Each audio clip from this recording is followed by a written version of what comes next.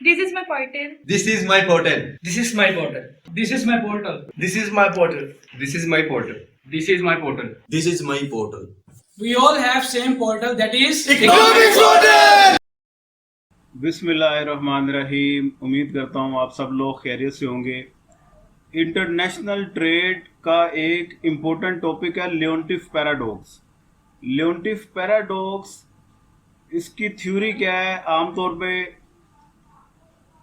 Book से reading कर देते हैं लोग, और मेरी वीडियोस का मकसद चूंकि सिर्फ ये होता है कि मैंने कॉन्सेप्ट देना होता है। बुक से तो आप रीडिंग कर ही लेंगे, नोट्स भी इनके इंटरनेट पे बेशुमार जगह पे आपको अवेलेबल होंगे।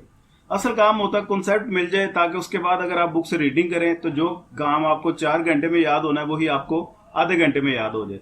तो लियोन्टिफ पैराडॉक्स का कॉन्सेप्ट आपको मैं देने लगा, अपने दिमाग में बिठा लें, उसके बाद बुक से रीडिंग करें, अल्लाह के हुक्म से आपको फाका होगा। लियोन्टिफ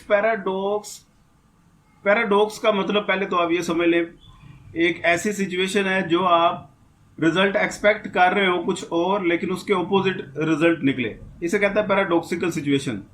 जिस तरह मैक्रो इकोनॉमिक्स का एक टॉपिक था पैराडॉक्स ऑफ थ्रिफ्ट, उसमें यह था कि लोग सेविंग ज़्यादा करने की कोशिश करते हैं, एट द एंड उनको रिजल्ट क्या मिलता है? सेविंग उनकी पहले से भी कम हो चुकी होती है।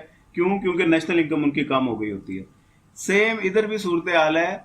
अब ये लियोन्टिफ ने स्टडी किया HO थ्योरी। अगर तो इंटरनेशनल ट्रेड आपका सब्जेक्ट है, आपको पता होगा HO थ्योरी इसका बड़ा फेमस एक टॉपिक है।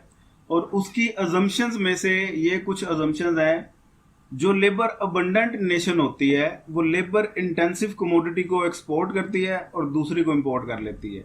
इसी तरह जो कैपिटल अबंडेंट नेशन होती है वो कैपिटल इंटेंसिव कमोडिटी को एक्सपोर्ट करती है और दूसरी को इंपोर्ट कर लेती है।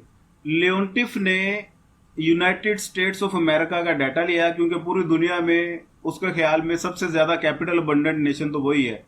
डेवलपिंग नेशन आमतौर पे लेबर अबंडेंट होते हैं और डेवलप्ड नेशन कैपिटल अबंडेंट होते हैं। तो डेवलप्ड नेशन में America top of the list है, इस वजह से उसने कहा कि सबसे ज़्यादा कैपिटल अबंडेंट नेशन वो है। तो फिर इसका मतलब ये हुआ कि वो जो एक्सपोर्ट कर रहा है चीज़ों को वो कैपिटल इंटेंसिव होनी चाहिए, जो इंपोर्ट कर रहा है वो लेबर इंटेंसिव होनी चाहिए। उसने इसकी एक इंडस्ट्री है ऑटोमोबाइल की, उसका डाटा लिया और उसको स्टडी किया जापान के साथ। ये जो इंपोर्ट एक्सपोर्ट कर रहा था, इंपोर्ट सब्स्टिट्यूट का इसने डाटा लिया। इंपोर्ट सब्स्टिट्यूट का मतलब है कि जो इंपोर्ट अमेरिका कर रहा है उसके सब्स्टिट्यूट अपने होम इंडस्ट्री में प्रोड्यूस भी कर रहा है। ठीक है, जैसे कि ये जापान से कार अगर मंगवाता है तो इंपोर्ट कर रहा है, लेकिन ये कार अमेरिका में भी तैयार कर रहा है अपने ब्रांड के साथ, तो वो इंपोर्ट सब्स्टिट्यूट है। आप इसे आसान वर्डिंग में इंपोर्ट एक्सपोर्ट समझ लें। तो होना तो ये चाहिए कि जो अमेरिका एक्सपोर्ट कर रहा है गाड़ियाँ वो कैपिटल इंटेंसिव होनी चाहिए, और जो जापान से इंपोर्ट कर रहा है वो लेबर इंटेंसिव होनी चाहिए। लेकिन ये रिजल्ट जब उसने स्टडी किया तो इसके रिजल्ट ऑपोजिट थे। जापान से जो वो मंगवा रहा था वो रिलेटिवली 30% मोर कैपिटल इंटेंसिव थी, इसके अपने डाटा की निस्बत, इसके अपने होम इंडस्ट्री की निस्बत। इसका मतलब ये हुआ कि अमेरिका जो कि दुनिया का सबसे ज़्यादा कैपिटल अबंडेंट नेशन है, तो वो इंपोर्ट भी कैपिटल इंटेंसिव कमोडिटीज़ की कर रहा है, जो एक्सपोर्ट कर रहा है वो लेबर इंटेंसिव कमोडिटीज़ की कर रहा है।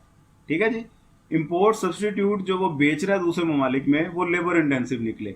बस ये एक पैराडॉक्सिकल सिचुएशन है, इसी को कहते हैं लियोन्टिफ पैराडॉक्स। इतनी सी कहानी है। ये कहानी आपको समझ आ गई तो बुक से याद करें, आसान सा टॉपिक है ये।